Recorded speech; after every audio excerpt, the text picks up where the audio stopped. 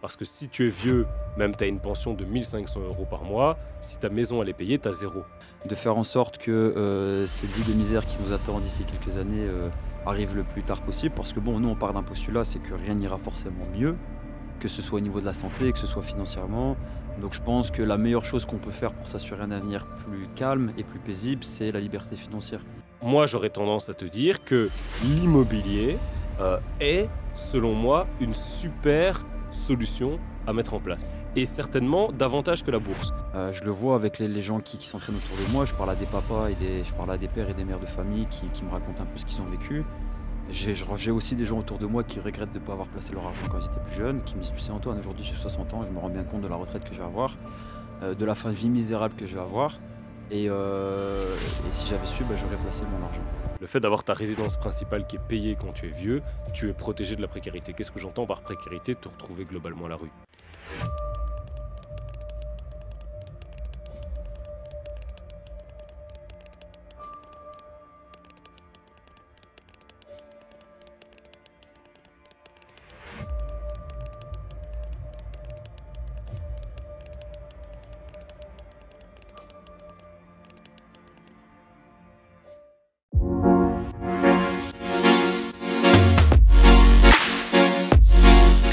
Bonjour et bienvenue dans ce nouvel épisode du podcast où nous allons répondre à la question de pourquoi l'immobilier va remplacer votre retraite et en quoi il est indispensable et impératif aujourd'hui, si vous nous regardez et que vous avez moins de 40 ans, d'investir dans l'immobilier, bien qu'il ne soit jamais trop tard. Mais si on a moins de 40 ans, à mon sens, c'est indispensable justement d'investir dans l'immobilier afin de préparer sa retraite. Antoine, quelle est ta position sur cette question? Alors moi je dirais que ta grand-mère est morte, mais que sa maison est toujours là. Enfin non, pas ta grand-mère à toi, je parle de manière générale. Enfin, je veux dire non, non, non, c'est sinon, ouais, ça peut être, assez spécial. Mais ce que je veux dire, c'est qu'en gros, les gens décèdent. Voilà, malheureusement, voilà, de plus en plus tôt, sûrement avec les années. Donc, il faut se construire un patrimoine, il faut essayer de faire en sorte que, cette vie de misère qui nous attend d'ici quelques années, arrive le plus tard possible. Parce que bon, nous, on part d'un postulat, c'est que rien n'ira forcément mieux, que ce soit au niveau de la santé, que ce soit financièrement. Donc je pense que la meilleure chose qu'on peut faire pour s'assurer un avenir plus calme et plus paisible, c'est la liberté financière. Moi, je trouve qu'on vit quand même, après ça dépend des pays, mais venant de la France, je trouve que l'argent, c'est un petit peu tabou là-bas. T'as aucune grosse tête à la télé, aucun influenceur ou aucun patron qui ose te dire réellement combien il gagne. Je trouve pas ça tabou du tout. Si vraiment à la sueur de ton front, t'es parvenu à un patrimoine, je serais heureux de le dire si ça m'arrive un jour. Mais en partant du postulat que tout va augmenter, c'est le cas, hein. Voilà, j'ai que 30 ans, j'ai bien vu que les prix s'envolaient. Je le vois avec les gens qui s'entraînent autour de moi. Je parle à des papas je parle à des pères et des mères de famille qui me racontent un peu ce qu'ils ont vécu. J'ai aussi des gens autour de moi qui regrettent de ne pas avoir placé leur argent quand ils étaient plus jeunes, qui me disent: «Tu sais Antoine, aujourd'hui j'ai 60 ans, je me rends bien compte de la retraite que je vais avoir, de la fin de vie misérable que je vais avoir et si j'avais su, j'aurais placé mon argent». Voilà. Donc je pense que l'immobilier est le meilleur levier, le plus sain, même s'il y en a d'autres qu'on a déjà évoqués. Voilà, vous connaissez un petit peu ma vision des choses. Mais la brique reste une valeur sûre, c'est quelque chose qu'on entend beaucoup, la pierre, c'est une valeur sûre. Voilà, je pense que c'est un postulat qui se tient toujours. Donc, selon moi, en réalité, il y a une situation qui est celle de d'une forme de difficulté de l'État à payer les retraites, Mmh. d'accord?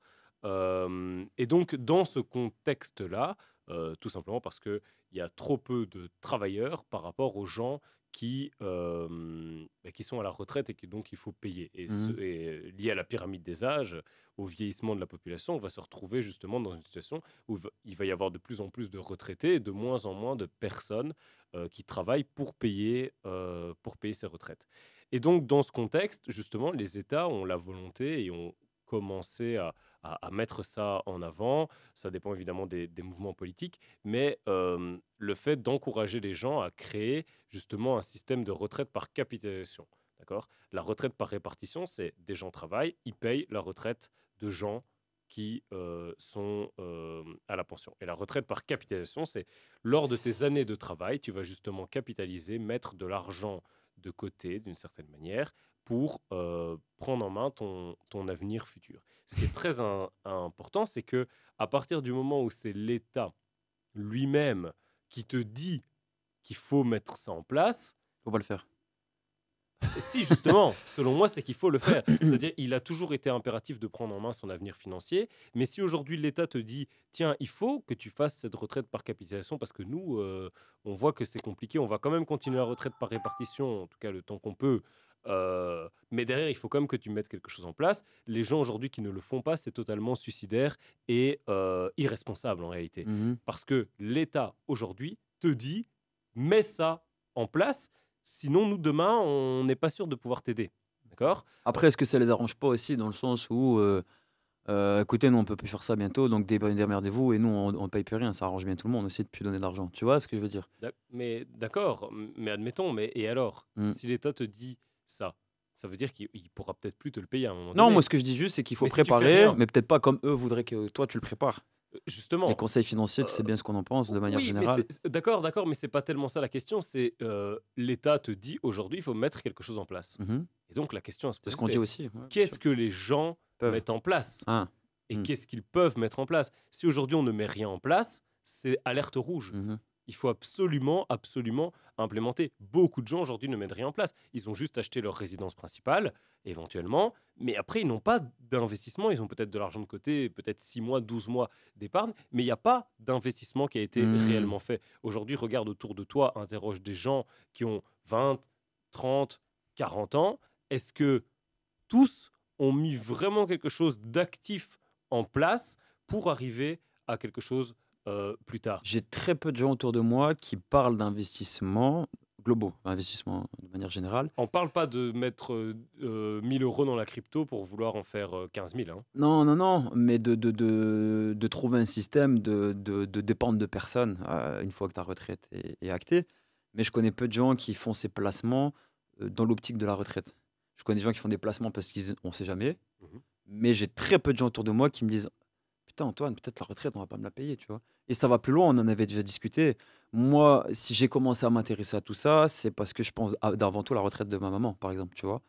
Quand ma mère sera à la retraite, elle sera payée une misère parce qu'on sait que ce sera le cas. euh, Comment ça se passe si elle a des problèmes? C'est moi qui vais devoir les régler à sa place, tu vois. Et j'espère pouvoir le faire. Et c'est ça qui m'a permis d'activer le levier plus tôt. Mais ça rejoint encore cette capacité de prendre du recul, penser à plus tard et peut-être pas penser qu'à toi plus tard. Je pense que c'est le premier. Et c'est ce qu'on dit depuis tous les podcasts, quoi. Faut anticiper cette retraite qui sera misérable. Soyons honnêtes, je pense, tu vois. Et donc, dans ce cadre-là, et j'aurai 4 éléments que je vais partager si vous restez jusqu'à la fin de l'épisode, mais dans ce cadre-là, pour moi, l'immobilier est une super chose à mettre en place. Parce que quelles sont les alternatives qui te sont proposées finalement par l'État, qui donc t'encourage à mettre en place ce système de retraite par capitalisation qui existe déjà aux États-Unis. Aux États-Unis, par exemple, tu as ce qu'ils appellent le 401K, 401K, c'est le plan de retraite pour les Américains. Donc les Américains mettent de l'argent tous les mois dans ce fonds. Et à la fin, la retraite, ils gagnent cet argent. Voilà, c'est globalement comme ça que ça fonctionne. Ici, on a, si tu prends le cas de la Belgique, de la France, des plans d'épargne pension individuelle dans lesquels les gens peuvent mettre de l'argent. Et alors, tu as aussi des plans d'épargne des entreprises. Si aujourd'hui, l'entreprise dans laquelle tu travailles ne met pas en place un plan d'épargne spécifique pour les travailleurs, eh bien, il est de la responsabilité du travailleur de le mettre en place. Si l'entreprise le met, ça permet encore d'être dans cette dynamique d'assister et de pouvoir continuer à être un assisté irresponsable, dans le sens où il y a l'État ou l'entreprise qui le fait, mais si ni l'un ni l'autre ne sont capables vraiment de pouvoir mettre ça en place, Faudra il bien que faudra ce le soit mettre. toi Voilà. qui y pense. Et donc, tu as les plans d'épargne individuels qui présentent finalement des avantages fiscaux, Mhm. globalement. Voilà. Le problème, c'est qu'il faut analyser vraiment quel va être le rendement de ces plans d'épargne et est-il financièrement avantageux de le faire. Ouais, ce que tu veux dire, c'est qu'en gros, l'argent que tu vas mettre dans ces plans, peut-être que toi, tu peux le mettre ailleurs et qui à terme peut Voilà. rapporter plus Coût d'argent. d'opportunité. En fait, il Ouais, faut calculer ouais, le ouais. coût d'opportunité.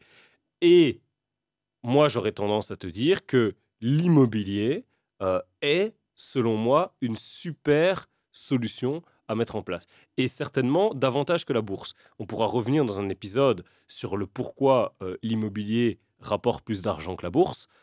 C'est très important, il faut quand même le préciser, en fonction de l'horizon temporel. Ouais, bien Mais sûr. l'immobilier rapporte plus, ça dépend vraiment donc de L'horizon. l'horizon temporel. Vous pouvez d'ailleurs nous dire dans les commentaires si vous pensez que la Qu'est-ce que bourse vous pensez? Ouais. rapporte plus que l'immobilier. Mais l'immobilier va présenter plusieurs avantages, et ceux-là que j'aimerais lister. Euh, un des avantages, selon moi, et je les ai notés, donc j'en ai noté 4, c'est la création d'un capital et de rendement. Le rendement, tu parles du cash flow éventuel par mois. Voilà, Et le capital, c'est ta maison. Une fois qu'elle est payée, je la vends, j'ai un patrimoine. exactement. C'est ça? Et Ouais. donc, l'intérêt de l'immobilier, c'est de par justement l'effet de levier lié Mhm. au crédit, tu vas pouvoir te créer, tu achètes, admettons, un bien aujourd'hui. On donne un montant, on va dire, tu achètes un bien 600 000 euros, d'accord, avec plusieurs appartements. Ce bien aujourd'hui te rapporte 0 euros de cash flow, d'accord. Ça, c'est pas, Et ça, c'est à c'est l'équilibre, ok, c'est pas un c'est à problème. l'équilibre, Ouais, ça bien sûr. s'autofinance. Dans 20 ans, quand ton bien est payé, si tu as acheté pour 600 000 euros, on va dire pour 600 000 euros, tu as peut-être eu 4 unités. Tes 4 unités vont te rapporter 4 fois 800 euros le jour où c'est payé. Ça fait 3 200 euros. Donc, tu auras 600 000 euros de capital qui se sera apprécié d'environ 2% par an, Ouais, auquel tu peux accéder un jour quand tu veux. que tu peux revendre si tu le souhaites. Ouais. Et tant que tu les as, eh bien, ce capital te rapportera 3 200 euros par mois. Mm. Mais si tu fais ça à 30 ans, dans 20 ans, c'est payé, c'est à 50 ans. Est-ce que ça te dérange pas de le faire avec un bien peut-être plus petit? Parce que j'ai peur que les gens, du coup, restent sur le côté cash flow. Ah, peut-être 3200 euros par mois, tu vois? Eh, mais c'est 3 200 le jour où c'est payé. Ah ouais, C'est ok. bien. Mhm. 3 200 euros par mois, le jour où c'est payé, c'est correct, sachant que le salaire, sachant que les loyers vont être indexés, tu vois, sachant que le salaire moyen, je sais pas, il est entre 1008 et 2000 euros. Ouais. Donc, ça veut dire que tu as plus qu'un salaire. On était en partie sur un bâtiment ici à 600 000 euros. Tu en as plusieurs. Tu fais vite les calculs. Mhm. Tu vois ce que je veux dire? Et donc, alors évidemment, on veut aussi que ça puisse rapporter de l'argent immédiatement, de faire une bonne affaire, etc. Et tout ça, on en a parlé suffisamment dans un certain nombre de vidéos vers lesquelles je vous renvoie pour justement faire un bon investissement. Mais on parle ici d'un cas théorique hypothétique où justement, on a donc ces deux avantages de l'immobilier: capital et rendement.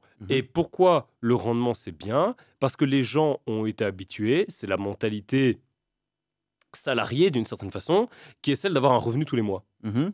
Et donc l'avantage de l'immobilier, c'est que ça permet ce revenu tous les mois. Ouais, tu restes dans ce confort que Et tu dans connais cette depuis très habitude, longtemps. certaines personnes, tu vas leur proposer de leur donner, enfin, beaucoup de personnes, tu vas leur proposer, tiens, au début de l'année, je te donne 24 000 euros, et pendant l'année, tu n'as plus rien, mais tu tires ton plan et tu gères. Ou alors, je te donne 2 000 euros par mois. Beaucoup de gens vont préférer avoir 2 000 euros par mois. Ça fait la même somme. Hein. Mhm. Je vois que il est coach sportif. Hein. Euh, Non, ça va, j'étais bon. J'étais en train de me demander ce que je préférais aussi. tu vois, 2 fois 12, Ça 24, fait 27. Ouais. c'est la même chose. Ok, ça va. Ouais, bien sûr. Et donc là, c'est ça l'avantage de l'immobilier, c'est que tu vas Mhm. pouvoir avoir cette perception d'un revenu. Ça te semble clair, cohérent? Ouais, bien sûr. Bah, je pense que c'est une optique qui est envisageable pour tout le monde. En plus, là, on parle d'un bien, seulement d'un bien. Donc, je pense que c'est vraiment à la portée de tous. Bah, concrètement, tous les gens qui ont acheté leur. Est-ce que tu considères que tous les gens qui ont acheté leur résidence secondaire ont fait un investissement pour leur retraite? Leur principal, pardon, leur résidence principale. J'ai une maison, je vis dedans, j'ai fini de payer mon crédit. Est-ce qu'aujourd'hui, par rapport à ta retraite, c'est considéré comme La ou- problématique, elle est la suivante. Il y a un gros avantage d'avoir sa résidence principale, hein. Évidemment, c'est que on sait quand même que ça protège de la pauvreté et de la précarité. Le fait d'avoir ta résidence principale qui est payée quand tu es vieux, tu es protégé de la précarité. Qu'est-ce que j'entends par précarité? Te retrouver globalement à la rue. Mhm. Parce que si tu es vieux, même tu as une pension de 1500 euros par mois, si ta maison elle est payée, tu as zéro. Ouais, ouais, Tu ouais. n'es pas dans la précarité. C'est 1500 Si pour tu as vraiment vivre. 1500 et que ta maison elle est pas payée, que tu dois Tu dois payer un payer 600 euros de loyer, même à loyer. 600 euros, tu es peut-être dans une situation de précarité. Donc ça permet de se mettre à l'abri, a priori, de cette forme de précarité. Mais maintenant, ça ne rapporte aucun rendement, Mhm. il n'y a aucun revenu qui est généré, et il y a du capital, mais le problème c'est que si tu vends le capital, tu es à Faut la bien rue. vivre ailleurs et du coup, tu vas devoir louer, Voilà. machin, ou à moins que tu achètes ton camping-car, que tu fasses le tour du monde. Mais Donc, ouais. tandis que l'avantage de l'investissement tel qu'on l'entend, c'est que si tu veux vendre, tu peux vendre. Ouais, Parce ouais. que tu n'es pas à la fois propriétaire et utilisateur. Mhm. Tandis que là, tu es en jouissance de ta maison. Et donc, dans ce contexte-là, ça va être compliqué de pouvoir la vendre, à moins de la vendre pour aller vers quelque chose d'autre. Mhm. D'accord. Euh, Donc, je disais 4 éléments. Je vais partager le deuxième. Le troisième est vraiment hyper important, et on reviendra dessus dans un instant. Mais avant tout, donc, il y a ce deuxième. Le deuxième, c'est la réduction du risque. La réduction du risque. Risque vis-à-vis de quoi? Euh, il y a un aspect psychologique, hein, mais quand même, les marchés financiers présentent un risque. Mhm. Il y a un risque, c'est-à-dire, euh, ça peut monter, ça peut descendre. Ouais, d'accord. Ok, on sait que sur le long terme, globalement, il y a une appréciation, Mhm. mais par contre, tu vas avoir des fluctuations. Mhm. L'immobilier, l'avantage, c'est que tu vois pas ces fluctuations. Ouais, donc au niveau de la gestion du stress, c'est plus Pour intéressant. beaucoup de personnes, on se sent plus à l'aise Mhm. à ne pas voir ces fluctuations plutôt que de les voir. Et deuxièmement, la bourse ne va pas te verser des dividendes Sauf si tu as un capital investi très élevé, très, de très, l'ordre très... du million d'euros, on est d'accord. De, Au minimum. ouais, de plusieurs... Je crois que c'est entre 600 et 1 million pour de essayer quand même d'avoir. plusieurs millions, parce Ouais, que ouais, ouais. Si tu espères, je crois que c'était 2000 par mois, un truc comme ça. je sais pas combien Mais les ouais, dividendes, c'est combien de pourcentage les je sais dividendes. plus, mais je crois que j'avais vu que c'était entre 600 000 et 1 million d'euros pour espérer gagner entre 2000 et 3000 euros par mois à peu près. Parce que si les dividendes, c'est 2%, parce que les dividendes, admettons que la bourse fait 8% Mhm. par an. Les dividendes, c'est pas 8% Non, ça qu'on n'a te rien à voir. verse. Non, non, non. Donc, tu vois, si on te verse 2% de dividendes, il te faut quand même vraiment beaucoup, beaucoup de capital. Mhm. Alors que Et l'immobilier, beaucoup d'années de stress pour arriver à ce capital, enfin à ce cash flow, pardon. 2% sur 1 million, ça fait 1600 € par mois. Faut 1 million de côté, quoi, Tu vois, de 1 million capital. sur un compte titre. Ouais. Voilà, il faut réussir à se sentir à l'aise par rapport à ça, etc. Mhm. Alors que c'est beaucoup plus facile, à mon sens, d'avoir 1 million d'euros en immobilier que 1 million d'euros en bourse. Ouais. Ensuite, le troisième point, c'est l'effet de levier.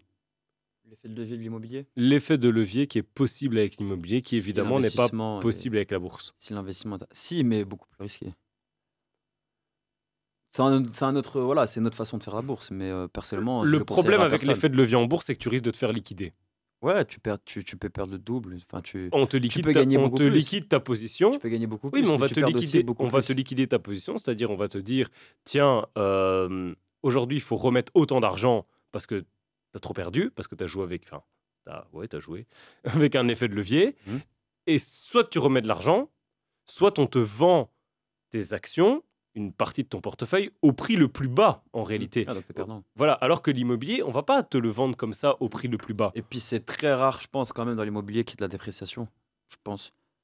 C'est assez peu courant, hein. Au fil des années, on a rarement vu ça. Donc t'as vraiment, comme je te dis, donc, cet effet de levier. Mmh. Et une fois, et alors c'est très important, contrairement à la bourse, même si la bourse c'est très bien, hein, et je veux dire, les deux ne sont pas à opposer, les deux peuvent être vraiment des stratégies complémentaires.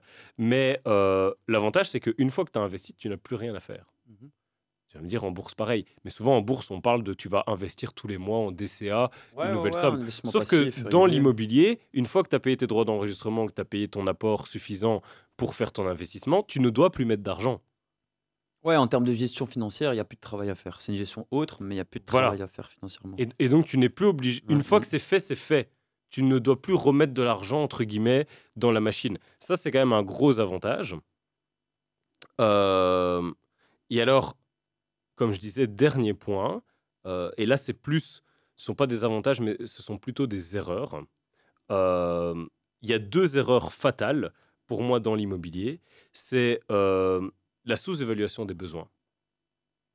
Si tu pouvais décrire. Moi, je fais le. La sous-évaluation des besoins, c'est le fait que les gens n'évaluent pas, et là j'ai déjà eu le cas plusieurs fois, de personnes qui me présentent une situation, et en réalité je me dis, mais tes besoins sont sous-évalués. C'est-à-dire, Ah, moi par mon rapport à objectif... tes moyens. Non, Ce non, que non, toi, non, tu veux non. par rapport Ça, aux moyens que tu as. Ça, c'est le deuxième point. Ok. Le premier point, c'est la sous-évaluation des besoins. C'est-à-dire, je me dis, tiens, moi j'aurais besoin à ma retraite d'avoir 3 000 euros. Hmm. Jamais de la vie. Bah, d'ici la retraite, tu auras besoin peut-être du double pour Oui. vivre comme tu vis aujourd'hui. Oui, et minimum. Mais à côté de ça, comment tu as envie de vivre à ta retraite? Mais c'est intéressant ce que Est-ce tu que dis. tu veux vivre dans une forme d'opulence Ouais. ou alors tu veux vivre Ouais, ouais. dans une restriction? Moi, je me suis rendu compte que j'avais tendance à dépenser plus d'argent quand je m'ennuie. Mhm. Je me fais chier, je vais prendre un Oui. café, je vais aller. T'es à la retraite, mon ami. Tu vas t'ennuyer un peu plus, hein, je pense. Enfin, d'une certaine façon, tu travailleras plus, mais bon, soit. Mais tu auras moins de choses à faire. Donc, tu vas vouloir occuper ton temps comment? Si tu as envie de prendre ta compagne, de partir en week-end, de faire, allez, viens, on faire du shopping ou autre, ou ce que tu veux, bah, ça demande de l'argent. Selon moi, tu as besoin d'avoir plus d'argent à la retraite que quand tu travailles. En Ouais, parce que réalité. si tu vis à la retraite, comme tu vis maintenant, mais que tu as le double de temps, mais tu n'as pas le double de moyens, tu vas passer 2 fois plus de temps à rien faire. c'est compliqué. Non, mais tu vois, c'est vrai, on n'y pense pas. Exactement. Mais c'est vrai. Ouais, c'est vrai. Exactement. Et ça, c'est la sous-évaluation des besoins. Ok. Parce que tu te dis, tiens, je serai à la retraite. Et moi, j'entends des gens dire ça. Hein. Oui, mais de toute façon, quand on sera à la retraite, on aura moins de frais, on n'aura plus notre maison à payer, les enfants seront partis, etc. Ce qui est, bon, en principe, ils sont censés être partis avant ta retraite. Mais bon, soit, ça dépend à quel âge tu as tes enfants. Ouais, Mais ce que je comment veux tu les dire, éduques et à aussi. quel âge tu as ta retraite, si t'as ta Ouais, retraite, comment t'éduques aussi tes enfants. Mais ce que je veux dire par là, c'est effectivement, tu vas faire quoi de ton temps libre? Monsieur va être dans le canapé et regarder toutes les émissions sportives. Tout Colombo, toutes Et- les séries de Colombo. Je refais tout. Voilà, est-ce que tu vas faire tout Colombo Ouais, ouais. et lire la Gazette? Mhm. Et madame, je sais pas, va faire de la couture et, Attention les clichés. et le jardin? Bien. Voilà, on est. Mhm. Comment on fait? Ouais, bien sûr. Tu comprends ce que je veux dire? Et donc, si effectivement tu veux faire des activités, que tu veux aller visiter des choses, etc., parce que tu as l'art, est-ce que tu vas compter sur les chèques que l'État va te donner parce que à partir de plus de 60 ans, tu as le train à moins 50%, Allez. ou je sais pas, mais c'est des trucs dans le même Au genre. stand à fond. Où tu peux, où tu peux aller dans les parcs animaliers avec des tarifs seniors et des choses comme ça. Enfin, non. Mhm. À un moment donné, tu veux te respecter. N'empêche, c'est fou la vision qu'on a d'un mec à la retraite quand même. C'est-à-dire. Bah, c'est-à-dire qu'un mec à la retraite, on le prend pour un mec qui va plus rien faire, tu vois. Va te promener un peu dans le parc avec ton chien, c'est pas trop cher. Oui. Va prendre le train. C'est Non, ça. si moi j'ai envie de faire du sport, si j'ai envie d'avoir ma salle de sport, si je veux voyager, si je veux faire des activités, si je veux, tu vois. Et retraite dit pas pépère à rien faire, quoi. Et tu vois. donc, il faut dans ce contexte, à mon sens, minimum pour sa retraite, doubler les revenus qu'on a lorsqu'on est actif. Ça paraît logique après. Alors, ça peut paraître contrariant, mais en réalité, c'est logique. Si aujourd'hui tu gagnes 4 000 euros par mois, il faut qu'à ta retraite, tu aies 8 000. Mhm. Parce que comme tu l'as dit, tu vas avoir 2 fois plus de temps. Alors chacun ses ambitions, mais peut-être, voilà, à ta retraite, tu voudras avoir une petite voiture de sport old-timer qu'il faudra entretenir, tu vas vouloir aller te balader, peut-être de temps en temps, si tu aimes bien les voitures, aller sur des circuits, parce Ouais, que bien sûr. tu auras le temps, etc. Te dire, tiens, je vais en bateau, je loue tu loues un petit bateau en vacances pour faire des expériences. Si tu veux avoir une retraite riche, au sens riche en expérience, surtout que ça sera les derniers jours de ta vie sur Terre, en réalité, Ouais, tu ouais. vois. C'est peut-être la période où tu vas te faire le plus de plaisir. Donc, Les dernières années, ouais. d'une certaine façon, peut-être que c'est là où il faut profiter C'est souvent là que tu trompes ta femme. Non, c'est une à blague. fond, C'est une blague. tu vois. Profiter à fond, pas à fond. T'as dit à fond par rapport à profiter. Oui, qu'il faut Ouais, profiter. parce que moi j'ai dit faut trop. Tu vois, je pense que. Et donc, voilà. Est-ce Donc- que je peux me permettre? Mhm. Est-ce que je reste dans ce cadre, mais j'en sors un peu? Est-ce qu'au final, c'est pas la même chose avec des enfants? C'est peut-être le sujet d'une prochaine vidéo. Est-ce C'est-à-dire qu'on n'a pas intérêt à investir dans l'immobilier en prévoyant d'avoir un enfant? Parce que tu te souviens, on avait une discussion, on se disait pour un enfant, c'est pareil. Si aujourd'hui tu gagnes 2 000 euros, si tu veux un enfant qui vive correctement, il faut 4 000 euros. C'est un avis, moi, Ok, j'ai ça une va. position là-dessus. On pourra en parler dans un prochain épisode. Ça Vous va. pouvez le mettre en commentaire. Qu'est-ce que vous en pensez? Mais donc, Ouais. première C'est chose, vrai. sous-évaluation des besoins. Et donc là, quand tu fais ton calcul, et ça va amener au deuxième point, et Mhm. donc là, tu vas te rendre compte de la cohérence entre les deux. Tu prends l'équivalent de 5 millions d'euros Mhm. d'immobilier payé, placé à 5%, globalement, ça te fait 20 000 euros par mois. Tu divises par 2, tu comptes les taxes, il te reste 10 000 euros par mois. Donc, si tu veux avoir 10 000 euros par mois, il te faut minimum 5 millions. Quand tu calcules comme ça, je trouve ça fou. Et donc, si tu veux 5 000 euros par mois, qui pour moi est vraiment le minimum, tu peux pas être en dessous, en fait, à la retraite, pour Ok, moi. Compliqué. Tu vois, enfin, si tu veux un minimum vivre, vu que tu prends le salaire minimal, qui est entre 1005 et 1008, 1009. Je sais même pas exactement c'est combien, mais tu prends vraiment. Et tu fais un peu plus que le doublé en te disant 5000. Tu es obligé du coup d'avoir 2 millions d'euros de patrimoine. Minimum. Commencer à investir toi quand même. Il faut investir, il faut Ouais, avoir ouais. une vraie stratégie. Et Ouais, ça, ouais. c'est ce qu'on fait. Et d'ailleurs, si ça vous intéresse d'aller plus loin, vous avez le lien sous la vidéo pour prendre un appel, justement, où on peut parler de stratégie Mhm. et de choses qu'on peut mettre en place. Et alors, Deuxième point, du coup. le deuxième point, ce point-là, c'est quelque chose que j'avais pressenti et que j'avais oui, que j'avais senti, que j'avais observé, mais que je n'avais pas théorisé, tu vois. Et j'ai entendu quelqu'un du nom de Fouad Berlin qui a parlé de ça et qui a mis vraiment le nom pour moi qui est le plus pertinent, c'est Mhm. le sous-dimensionnement. Et ce thème de sous-dimensionnement, ce terme de sous-dimensionnement, je le trouve parfait pour expliquer la problématique. Le sous-dimensionnement, c'est t'orienter vers un parc immobilier qui est considérablement inférieur euh, à ton ambition et à tes moyens. Donc pour moi, il y a la sous-évaluation des besoins. Mhm. Mais deuxièmement, aujourd'hui, tu gagnes 10 000 euros par mois. Tu ne peux pas t'orienter vers le fait d'acheter 2 appartements. Mhm. Ouais, ouais, je sais ce que tu veux dire. Tu vois. Moi, je discutais avec une personne euh, qui voilà, souhaitait investir dans l'immobilier et cette personne me dit ah tiens, je veux acheter une petite maison et je vais la mettre en location. Et je lui dis mais par rapport à ta situation, par rapport Tu te sous-estimes. tu te sous-estimes, oriente-toi vers un immeuble. Tu Mhm. vois. Et là, vraiment, c'est un point qu'on retrouve très souvent. Beaucoup de gens qui, effectivement, euh, voient trop petit. Mhm. Et le problème de voir trop petit, c'est que derrière, ben, ça t'amène à une absence de résultats. Ouais, puis tu t'offres pas les opportunités que tu mérites réellement. Exactement. Et donc, pour Ouais, moi, il y ouais. a vraiment ces 2 points. Sous-évaluation des besoins et le deuxième qui est le Est-ce sous-dimensionnement. que selon toi, c'est des points qui sont toujours un peu. T'as l'un ou t'as l'autre, ou souvent ils sont liés? Je pense que souvent, Très souvent, on retrouve les deux. un peu des deux. On retrouve les deux. Parce que si t'es même pas capable d'estimer ce dont tu as besoin, c'est difficile d'avoir de l'ambition derrière, tu Oui, vois, je pense. quand tu entends des gens, et j'ai déjà eu le cas plusieurs fois, Ouais. d'entendre des gens qui voilà, avaient une belle situation, des beaux projets, etc. Enfin, pas des beaux projets, une belle situation, une belle ambition, entre guillemets. Et te disent, OK, moi dans l'immobilier, je voudrais dans quelques années acheter 2 ou 3 appartements.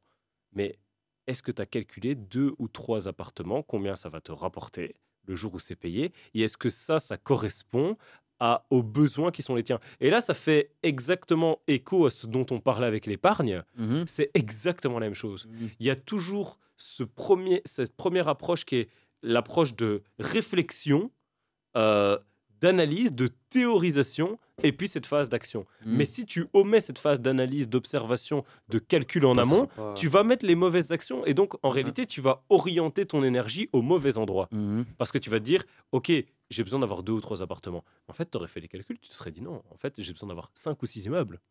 Mais donc, ta manière de réagir, ta manière de te comporter, elle va être totalement différente Mhm. si tu dois avoir 5 ou 6 immeubles que si tu dois avoir 2 ou 3 appartements. Donc par rapport à la retraite, donc par rapport à l'épargne, le plan c'était de se dire voilà, moi je veux autant, donc je dois faire autant par mois. Et là, par rapport à la Et je veux autant retraite, parce que j'ai calculé qu'il me fallait autant pour tel objectif. voilà. Et par rapport à la retraite, c'est plus ok, moi la retraite je veux autant par mois. Mhm. Donc quel capital je dois construire qui va me rapporter cet Mhm. argent-là, peu importe d'où il provient, même si on parle Et d'immobilier. à quel mais- rendement aussi, pas de surestimation. Ouais, Parce c'est que ça. dans beaucoup de Si formations, tu penses que c'est 15... ouais, parce qu'on dit 15% tous les ans et en fait tu fais du 7. voilà. Ton rendement, tu l'auras jamais, c'est impossible. Voilà, dans Mhm. beaucoup de formations en immobilier, etc., on dit ouais, fais des investissements rentables à du 10%, à du en dessous de 8%, il faut pas regarder, des investissements qui me rapportent 19% de rentabilité. Non, il faut à un moment donné être sérieux et être réaliste et se dire ok, des investissements dans l'immobilier, si ça te rapporte 5% de rendement net, c'est bien. Parce que les investissements qui rapportent, on en a déjà parlé en long et en large Ouais, bien dans sûr. d'autres épisodes, et je pense qu'on peut faire la transition directement là-dessus, mais les investissements qui vont te rapporter des pourcentages de rendement énormes, déjà ne sont pas pour autant rentables, mais deuxièmement, ont un mode d'exploitation qui ne sera pas spécialement cohérent avec une stratégie de long terme. Parce qu'on ne Et veut de pas, tranquillité. on Ouais. veut pas à la retraite être au Travailler, téléphone Airbnb, à machin, régler les truc. problèmes Ouais. avec celui qui On s'occupe veut être de comme gérer ça et que tes ça Airbnb. rentre. Ouais, ouais. Tu vois? Est-ce que dans cette optique-là, j'en parle parce qu'on n'en a pas souvent parlé, je vois beaucoup d'annonces, moi qui recherche des maisons, du viager. Est-ce que selon toi, c'est une stratégie qui rentre dans cette vision de se dire, bah voilà, parce que le viager, si j'ai bien compris, c'est il y a un monsieur qui a un bien, peu importe le bien, il met en vente à partir d'un certain prix, le prix qu'il veut, je crois. Et après, tous les mois, le gars qui lui a acheté le bien lui verse comme un salaire, en fait, tous les mois, un loyer, et jusqu'à ce que cette personne décède. Et quand elle décède, le gars, il récupère la maison du prix qu'il a acheté, plus toutes les mensualités qu'il a versées. Est-ce que selon toi, ce viager, c'est une stratégie qui peut être payante dans cette optique de retraite ou... Je ne souhaite pas répondre à cette question. Ok. Je vous invite à mettre vos commentaires sous l'épisode et on se retrouve dans un prochain épisode. À Pourquoi bientôt. tu m'as coupé l'air sous le pied comme ça? C'est fou.